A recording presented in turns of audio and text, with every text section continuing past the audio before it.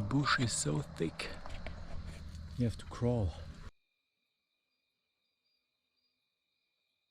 Elusive. Brachypelma albiceps, and the night view is just stunning.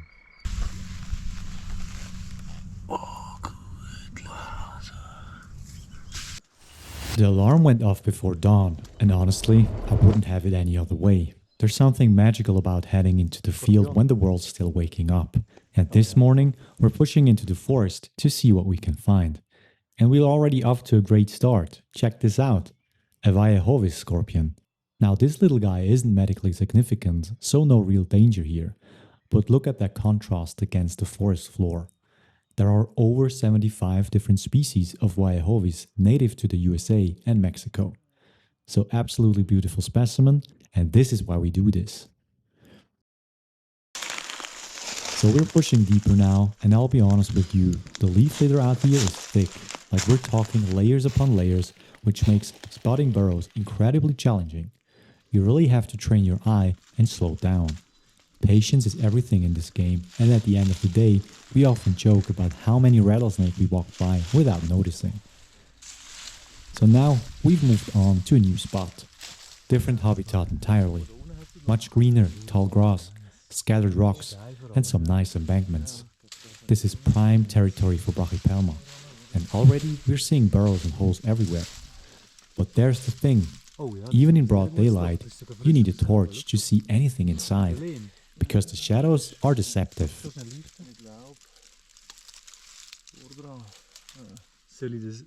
Gar nicht weiter rein. Aber also nicht muss heißen, dass unter dem Stein nichts ist.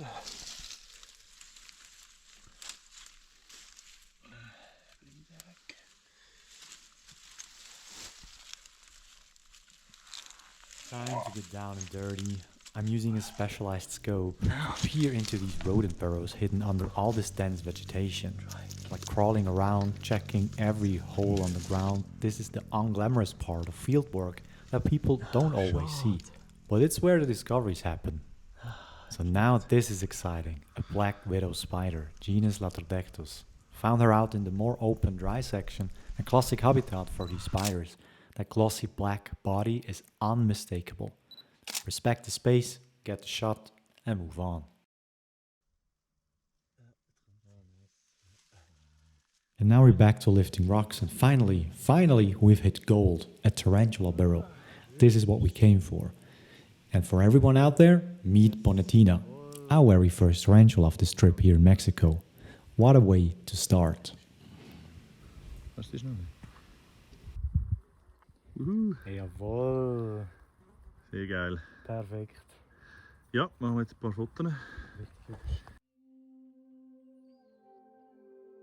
Now meet this tarantula, which is named after a village here in Mexico. This is Bonnetina papalatlensis, named for the small town of Papalutla in Guerrero state, where the first specimens was found wandering along the banks of the Mezcala River at around 6 p.m. on a September evening in 2007.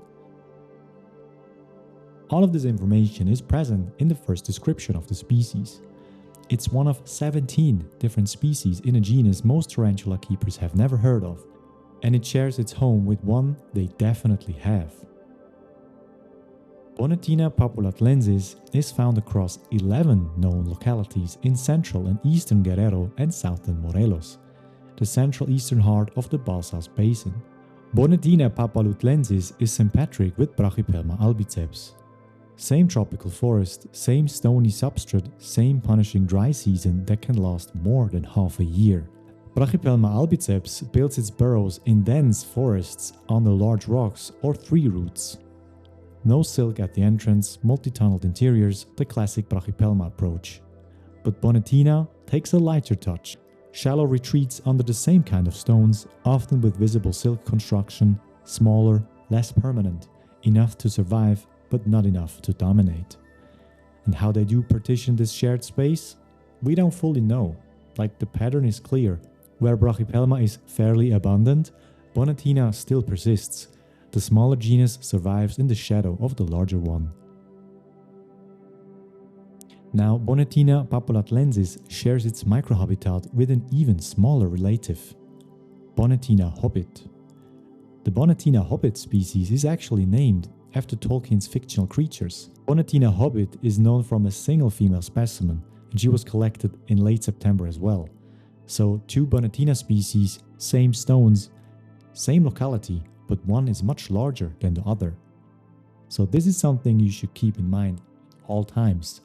There's so many different tarantulas, and there's place for so many different species of tarantulas even in the same place. Like when we visit the location and find one tarantula species, we often find a second one. And if you then invest even more time, you most of the time find a third or even fourth different species of tarantula in the very same habitat.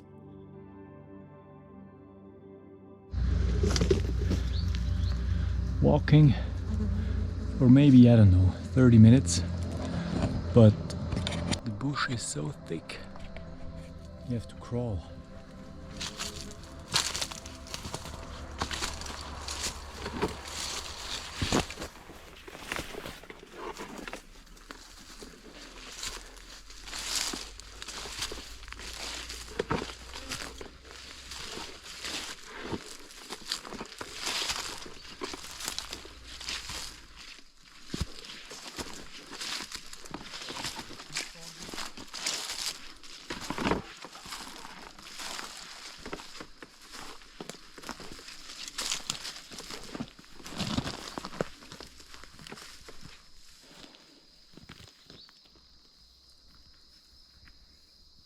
Nice.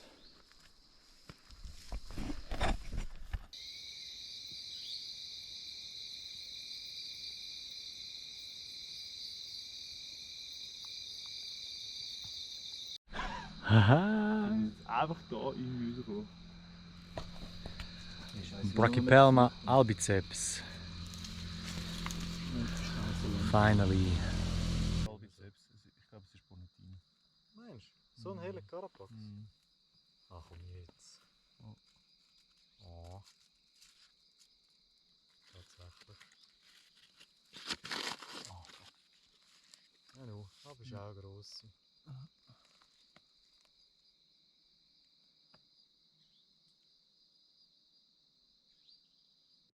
As you can see, sadly, it was not a Brachypelma albiceps. We really wanted to find one and we invested so much time. Still, it's another beautiful looking Bonnetina. Most likely the same species as before, but just look at this coloration.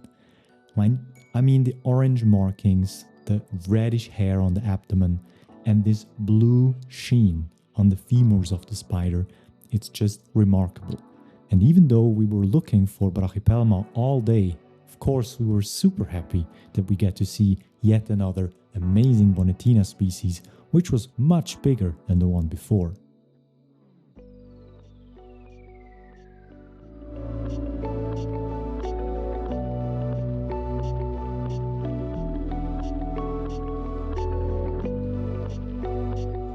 Rainfall during the driest and the wettest months, and maximum temperature during the warmest months, those are the environmental factors that predict where the species actually can survive. And it's a tarantula tuned to extremes, the drought, the deluge, the heat, and through all of it, it shares its world with Brachypelma.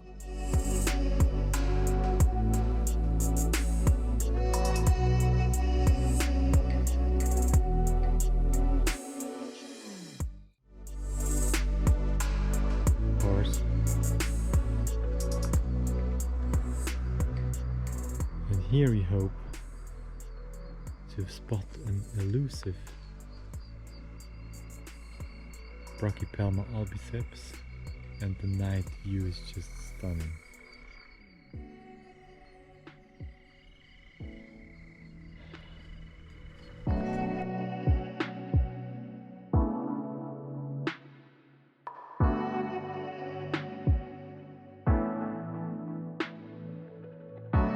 Day 2 of filming, and as you can see, that's the landscape. There are huge boulders, like impossible to turn. And sometimes you'll find holes like this, which of course we have to check. And this is all agricultural landscape. People are working hard here. This is a pineapple plantain, or most likely agave, where they make the mezcal with it. And yeah, it's a huge road here. It's not ideal, but it's 7 a.m. in the morning, so that's quite okay.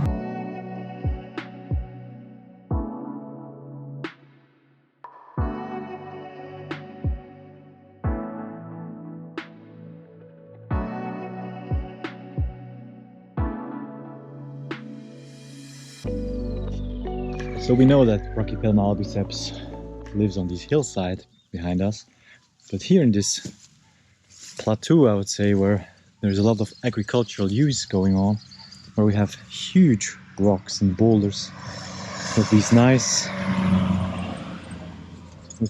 cacti, we're in search for Aphonopelma. And guess what we've just found?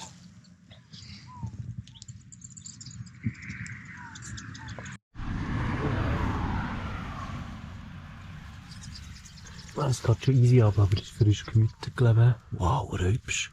Hübsche Beine. Ja, da geht sie runter. Ja, da komme ich mit dieser Scheiße beim Wetter komme ich eben nicht durch. Hey, ich versuche es zuerst mal mit dem... Jetzt sehe ich sie nicht mehr.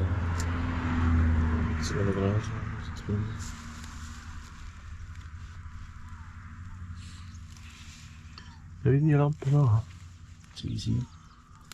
Also ich kann von da runterleuchten. Ah, oder so. Das geht. Jetzt kommt sie, ja. Ja, sie ist am Abwehren. Schlägt mit dabei.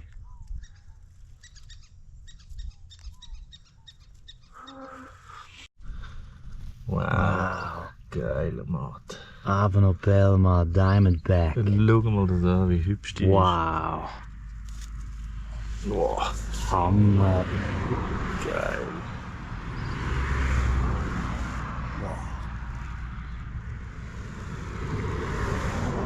Freshly molted, richtig hübsch. Geil. Ja, Hemme. Ja. Noch ein bisschen Schatten, oder? Ja, das kommt. Nein. Ja.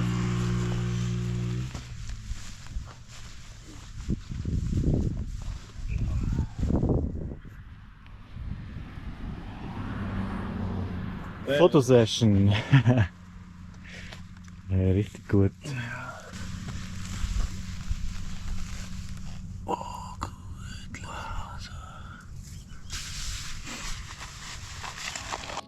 Now, there is not much known about this group of tarantula spiders which are currently placed within the genus Aphonopelma. In the pet trade, they're already named Aphonopelma species diamondback because they have this black triangle on the carapace. But as we talked with arachnologist Jorge Mendoza, he mentioned that there are at least 5 different species of this Aphonopelma diamondback looking tarantula, because they have a huge distribution and they look kind of similar to each other. So we really don't know what kind of species this is. All we know is that this tarantula species is absolutely magnificent looking, and that it rivals the beauty of Brachypelma species, in my opinion at least. The 2 pair of legs in the front and the 2 pair of legs in the back have a different coloration. Half of the spider is white, half of the spider is black. Easy to say, this makes a stark contrast and looks just amazing. Now, as I mentioned, this species is already in the pet trade, and sadly the origin is not a legal one.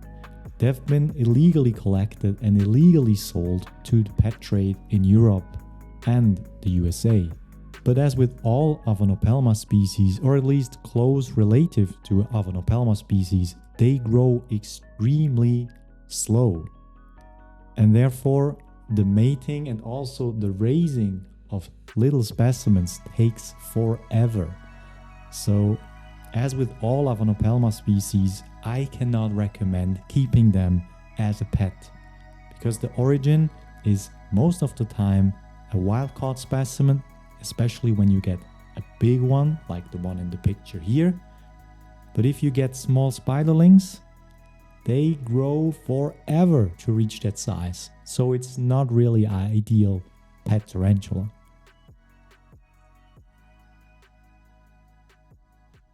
Perfect. Ta-da! This could be the Aphonopelma species diamondback because of this diamond triangle on the carapace. But of course we're not sure. We just know that it's a beautiful tarantula just found. And now we put her back in her burrow. We found her, including this rock here, so we can put her back like this. Ohne ganz drauf. And then the big one. Du, das ist...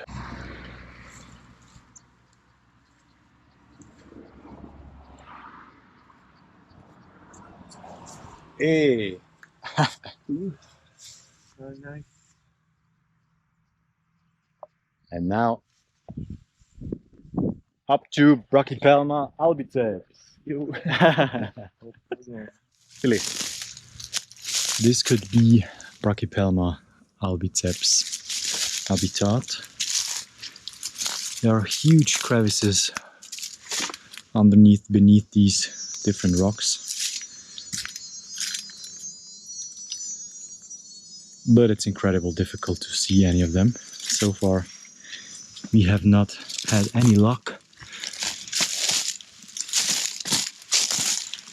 But we found a mold with a carapace, which is definitely a Brachypelma albiceps.